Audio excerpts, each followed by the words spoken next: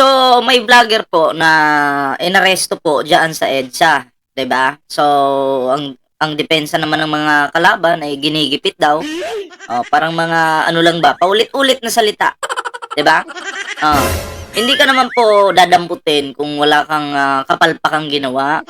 Oo, pero kung ikaw ay may paglabag sa batas, ay sigurado 'yan, shoot sa banga, 'di ba?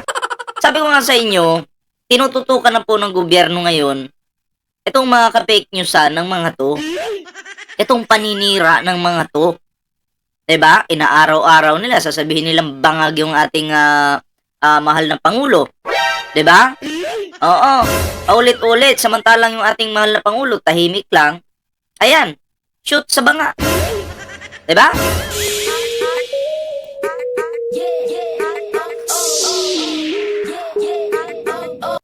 Nakikita niyo naman po sa picture, nakulong ang taong ito at may bail na ₱2,000.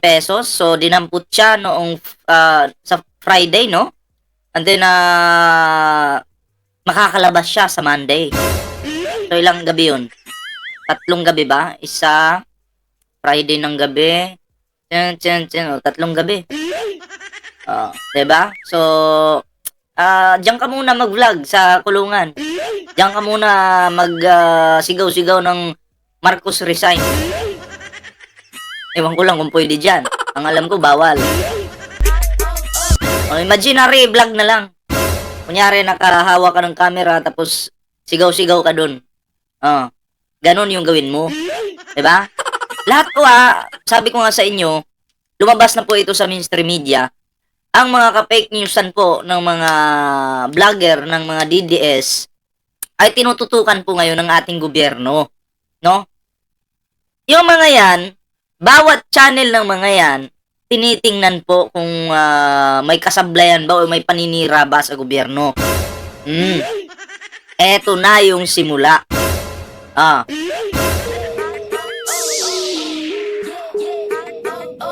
So, basahin po natin ito mga preno. Channel, ano yata ito? Facebook ni Kalbo eh. Pinakasinungaling na Kalbo eh. Eto na. Sabi dito, Agent JM napasugod sa Quezon City Police Station ng Eastwood. Upang masiguro ang kalagayan ng inarestong vlogger na si Channel 167 ng EDSA Friday Group. Ayan. Ang alam ko, nanawagan pa naman tong tao na to. 2 days ago, nag-live siya, nanawagan. Pumunta daw sa EDSA sa Friday. No? Nanawagan siya.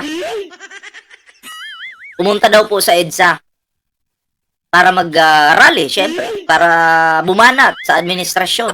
Magkaisa ko no. Diba? Yung pala, doon na siya bibingwitin. K.O. Sabi pa dito, kaagad na sumugod si dating PDEA. Sumugod, oo. Si dating PDEA Agent J. Morales sa Station 12 ng Quezon City Police District kung saan nakulong ang inarestong vlogger. Vlogger nga ba ito o garbage creator? Siyempre, tingin nila vlogger. Gumawa ka ng channel, tapos nanira ka sa administrasyon kung ano-anong pinagsasabi mo, vlogger ka na niyan.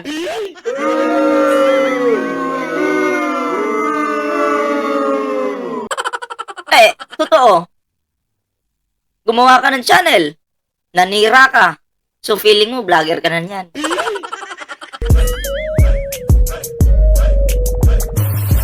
Hindi ka vlogger. Ang tawag dyan, garbage creator. K.O. Hindi po content creator. Diba? Kasi yung content niya mga basura eh. Wala pong totoo. Ni isa walang katotohanan. Diba? Nagkaroon ng pagkakataon na makausap at makasama ni Agent JM ang nadakip na vlogger sa harap ni na PS12 Station Commander Grace Masdomas at QCPD Deputy District Director Roman Arugay. Eto, syempre, nakulong yung kasama nila, magpipicture ngayon sila. Yun yung ilalabas nila sa publiko. Na ito, yung kasama namin vlogger, ginigipit. Ginigipit ng administrasyon. Gagamitin po nila ito laban sa administrasyon na panggigipit ko, no? Ikaw ba naman, manira ka ng manira, papayag ka lang, na ganun-ganun na lang? Ha? Babanat ka ng babanat, okay lang naman magbigay kayo ng reaction eh. Huwag lang yung paninira. Diba? O, ito, gagamitin nyo naman. Ito, nakulong yung kasama natin. Magkaisa tayo kasi sobra na yung gobyerno. O, ganun mga sasabihin yan.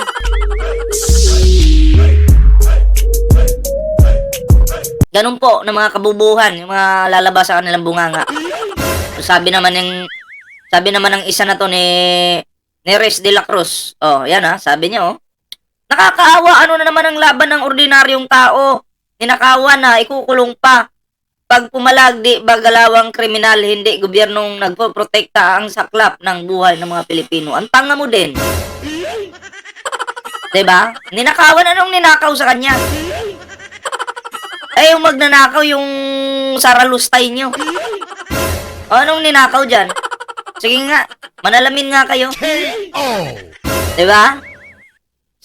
Alam nyo, yung pagnanakaw ng mga DD sheets, udutae, huwag yung isisisi sa administrasyon. Kasi kayo, ang kapital nyo, laway. Ang ebidensya nun, laway. Pero ang administrasyon, may ebidensya, may mga sobre, may mga witness pa, na talagang bayad. Yung hindi lang po, hindi lang po yung mga nasa gobyerno, pati po yung mga vlogger dyan. Bayad!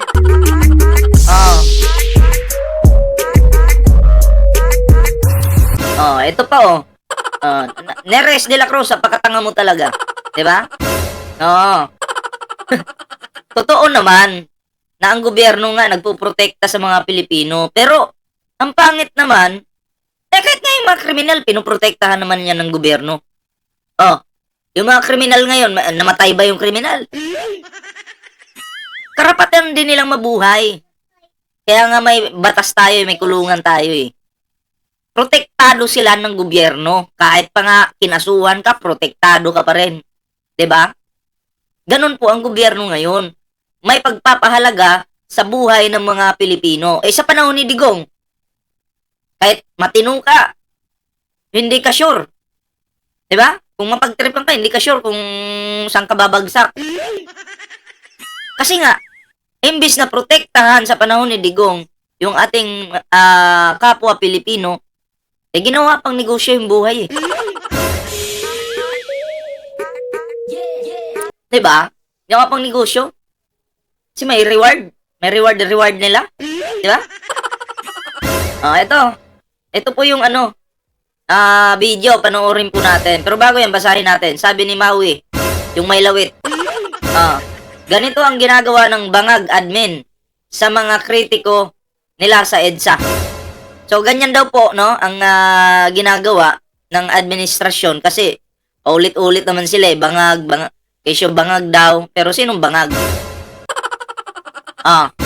Sige, tatanungin ko kayo, sino ngayon yung bangag? Si Digong umaming floating siya. Di ba? Si Baste, hindi ko lang i-mention yung babae kasi nananahimik na yun. May kasama siyang babae.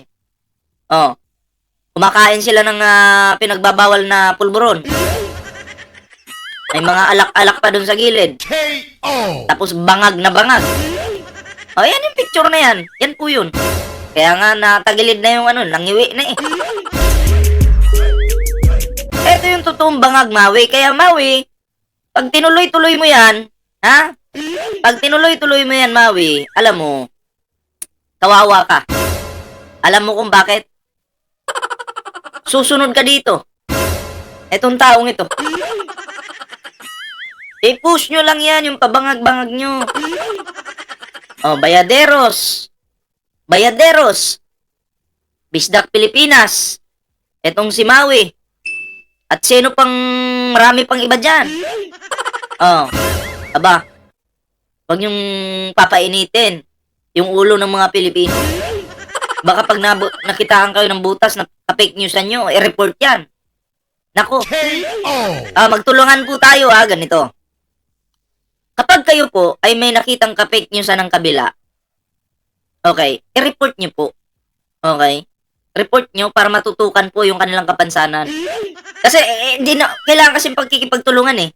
Kailangan tulungan po natin yung gobyerno, 'di ba? Kasi kung NBI lang po yung titingin doon, mahirapan po sila, 'di ba?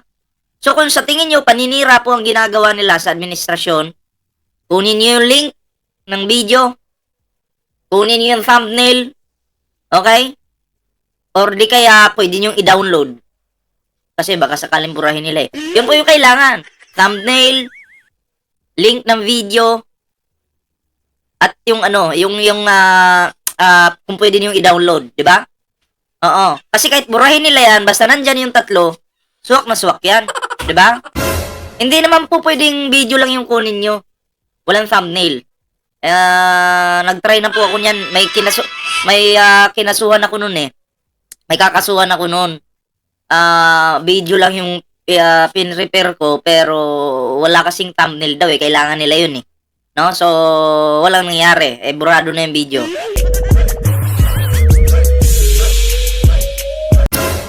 So, yun po, no? Report nyo kung sinong pwede sa amin, pasa nyo sa amin para makontent natin. Mapasikat natin yung kabubuhan nila. Di ba? So, ito po, panoorin po natin kung paano hinuli tong tao na to. Parang basang sisiw.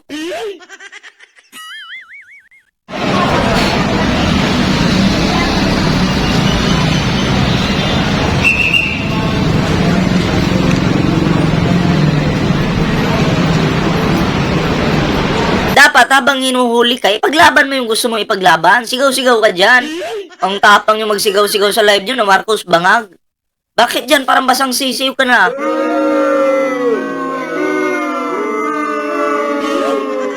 Yan. Sigaw pa more.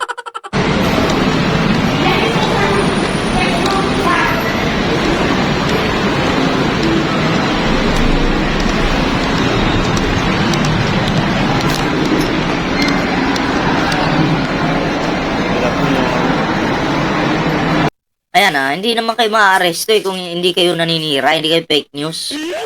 Nakakahiya yan, no? May sinabayan ka pa ng pulis. Nakakahiya yan. Di ka nahiya? Di ka nahiya sa mga pinaggagawa mo araw-araw? K.O.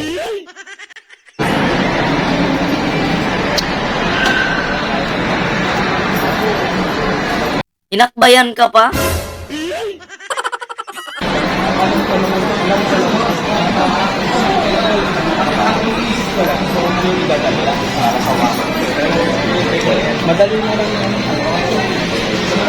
Friday siya pinaaresto, no? Siyempre, walang opisina sa Sabado at Linggo. Di ang labas mo niyan, Lunes pa. Tapos ang bail, 2,000 pesos. Pero at least, nakulong ka, 3 gabi.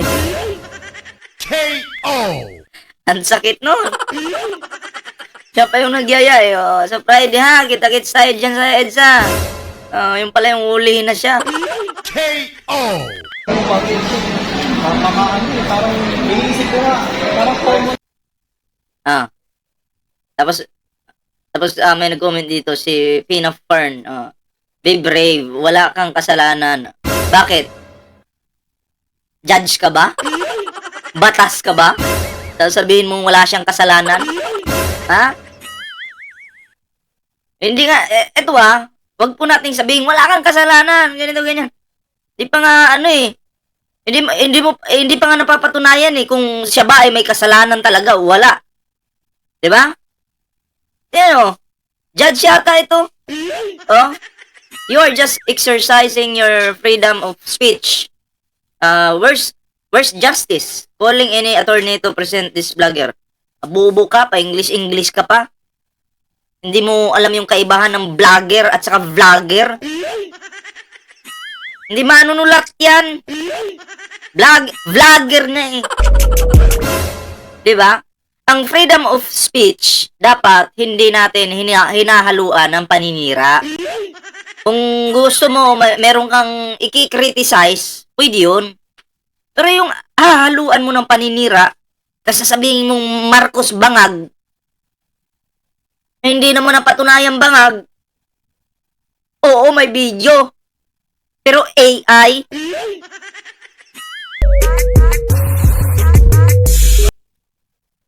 Kasi, alam nyo, ang Amerika, hindi po yan na makikipagkaibigan sa Pilipinas kung totoo yung video na yun. Oo. Hindi po. Ay, alam ng Amerika, hindi totoo yun eh. O yung ganyan, sasabihin yung freedom of speech. O, pwede naman yan, mag-criticize ka. Kaya criticize mo kung sino yung gusto mong pagsabihan. Pero, wag mong hahaluan ng ka-fake newsan mo. Dahil dyan ka madadali, boy. KO! Diba? Oh, it's true that Channel 167 was arrested in EDSA. May nagtanong.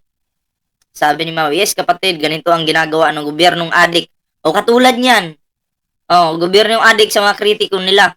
Lalong-lalo na sa mga pumupunta sa EDSA. Katulad niyan. Inakusahan yung Pangulong adik. Diba? Yung nag-akusab, bangag din. Bakit?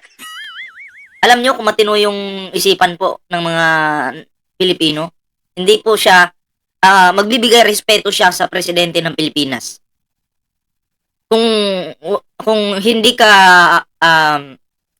yung kinakain mong pulburon, kung hindi umakyat sa utak mo, hindi mo masasabi yan. Kung matino yung utak mo, hindi mo masasabi yan. Pero dahil bangag ka rin, diba? Yan, kung ano-anong lumalabas sa inyong mga utak. Diba? Maui, baka ikaw na yung sumunod. Hindi natin alam. Magdasal kayo, ha? Magdasal kayo kay Kibuloy na sana, wag muna kayo.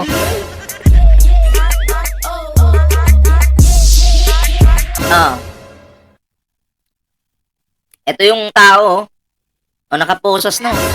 May bracelet na. Sana all. Mamahalin din yan. Sabi dito, a vlogger of EDSA prayer rally named Nelson, aka Channel 167, being arrested by the police. Prayer rally daw. Pero paninira sa administrasyon yung ginagawa. Nag-prayer ba kayo dun? Walang prayer na naganap dun. Oo. Kabastusan lahat ang mga pinagsasabi nyo dun. Arrested on Friday, he can't post bail. 2,000 pesos only until Monday and will be detained over the weekend. Channel blah blah blah, one of the critic vloggers of Marcos Jr. administration. He always join EDSA Friday group prayer rally every Friday in front of Robinson's Galleria and EDSA Shrine. Siguro may trabaho siya. May trabaho siguro to kaya kaya siguro sa Friday lang nakakarating. Malay natin, day off niya sa Friday. So, nag-a-attend siya. Alam mo, advice ko sa'yo, dahil may trabaho ka pala, huwag ka nang gumawa ng ka-fake newsan. Maapektuhan yung pamilya mo. Yung trabaho mo pati, maapektuhan. Diba? Katulad niyan, makukulong ka ng 3 gabi. 4 na araw yata. Kasi Lunes pa yung labas. Paano yung trabaho mo niyan? Ilang araw kang absent? KO!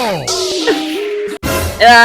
Yung wala kang pagpapahalaga sa sarili mo eh. And then good luck. Ayan Ayan hawak-hawak na ng pulis Ayan, nag-live yung baklang nakabudol dun sa rally. Ayan, tingnan nyo. Tingnan nyo ha.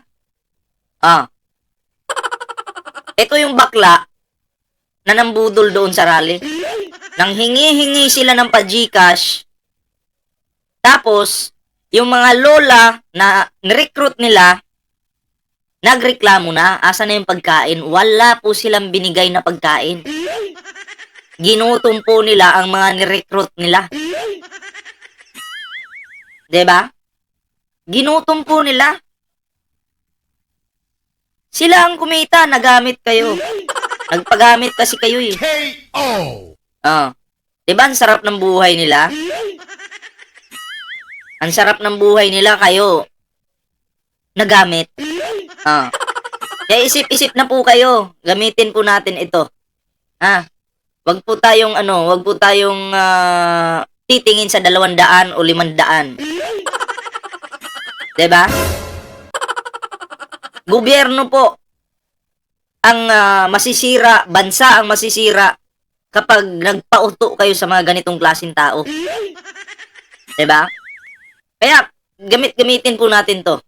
Alam ko namang may utak kayo, pero siguro kailangan niyo ng ganun, 'di ba? Kaya nagpapagamit kayo.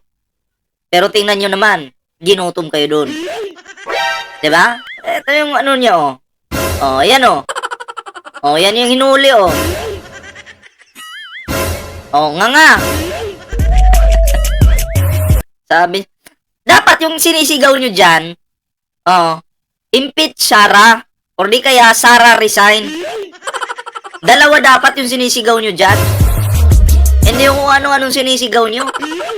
Diba? Malabo namang mangyari yun. K.O. Dapat yung magnanakaw, ang pinapababa nyo. Yung tagalusta, yung mapababa. Kasi confidential funds, hindi niya ma-explain. No explanation, no comment. Pag ganun pa lang, matik na agad yan. Dapat magtanong tayo sa isipin natin, bakit hindi makapagkomento?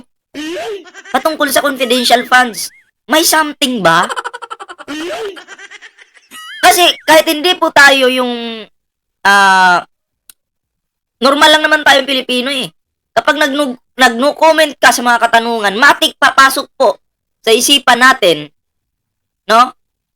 Na corrupt itong taong ito dahil hindi niya ma-explain kung paano nagasta yung pera sa loob ng 11 days. K.O. Oh, matik yun. 'Di ba?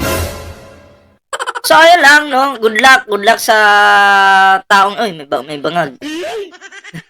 Tanggalin ko muna yung pumasok bigla. Yun lang guys, at meron tayong Facebook page dito. Pwede nyo bisitahin, i-follow. Ayan ha, maraming salamat sa magpa-follow dyan. And syempre, abangan po mamaya, may live po tayo mamayang hapon. Ayan. So, yun guys, huwag kalimutang mag-like, share, at subscribe. At also, ring the notification bell mga pre, para updated po kayo sa mga uploads po natin. O, diba? Ganun lang. Ring lang ang bell. O, diba? So, good luck sa mga rallyista ng mga bangag na didishits. Good luck sa inyo. Kasi kayo yung totoong bangag. Ha? At sana, hindi natin alam kung sino pang susunod hulihin. Abang-abangan na lang po natin. So yun lang guys, ingat-ingat and babush.